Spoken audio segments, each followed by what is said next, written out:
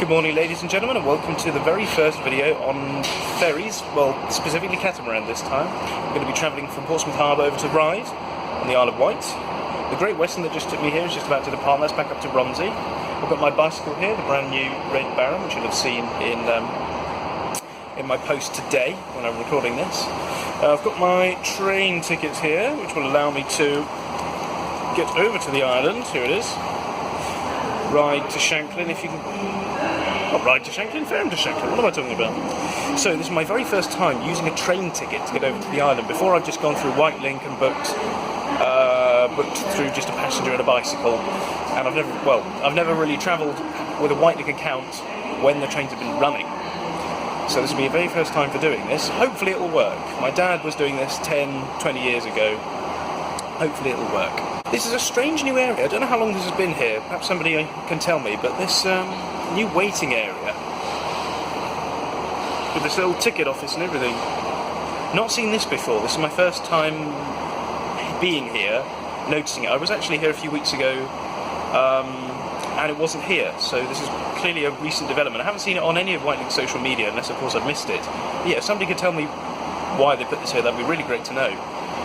It's 8 minutes past 6. We should be leaving Portsmouth in about 10 minutes. Let's hope we leave on time. About to arrive on board White Rider 1 or 2. Round the back, mate. Thanks. Bike clip for you. Okay, thank you. To the bike shed, my very first time back here.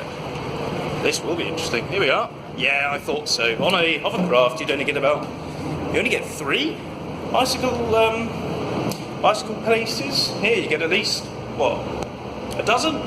Probably. Right, I'm going to put this away. Right, that's my bike locked up, and let's go up to the sun deck. The best part of these catamarans, they don't have these open all the time, but when they do, barely anybody uses them. There is White Rider. Not sure which one that is. There's probably a sign around here telling me which one this is. It's really weird to stand on the sun deck and just see the Portsmouth Harbour logo there. I think that's just really quite novel. Oh, and there's the sign over there, the Wightlink sign, and of course the Spinnaker Tower, the literal pinnacle of Portsmouth. Where I live, way over there somewhere, that way.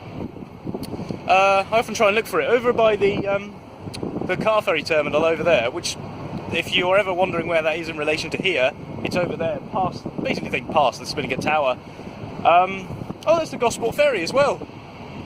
If you don't drive and want a quick way to Gosport and don't have a bike, if you're that lazy, well, sometimes not lazy, if you just simply can't, use the Gosport ferry. It's good fun. Although you have to pay to add a bicycle. Don't need it to pay on this. Don't need to pay on pretty much anything except for that. At night time, they tend to not open this. This tends to be locked off downstairs, and you just have to stay in the indoor cabin, which is fine. But I just think it's much more exciting to be outside during the experience, especially on a fairly decent day like this. Yeah, it's grey and cloudy, but it's not raining, and it's not blindingly sunny either, which is an improvement. So, about to disembark, I hope. So there's the Gosport ferry, off on its way. There's White Rider 1, this is White Rider 2. There are only 2 catamarans, if you're ever wondering how many there are. They used to have 3 back in the days of the white and yellow fast cats. They were absolutely amazing. They looked amazing. They were a bit bigger. They had a sun deck? I think they did. I'm really not sure, but obviously these do. I've missed this so much. The last time I went over this way was about a year ago, just before my 18th birthday. Absolutely incredible day. Look, there's the Gosport ferry. Look at him. It's so quick, honestly.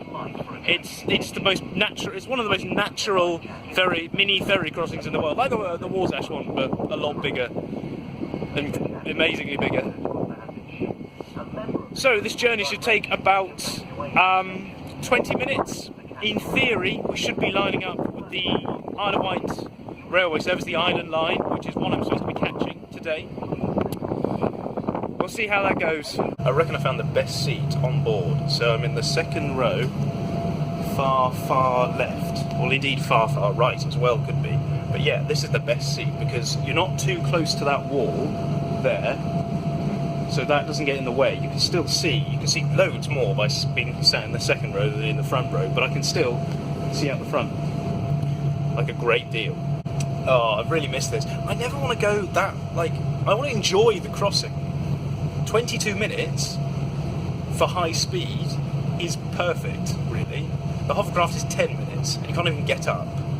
That, as much as hovercrafts are amazing, that kind of sucks. This is high-speed travel, across the Solent at least. This is where it's at. Alternatively, if you can't get to the back, come to the fourth row, again, either far left or far right, because you get a really good view. Really big open window.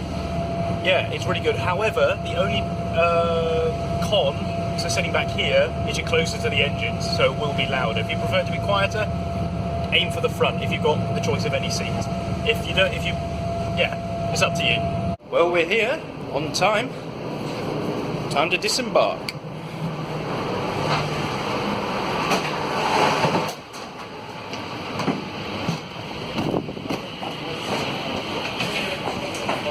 As outbound trips go, and one went really nicely.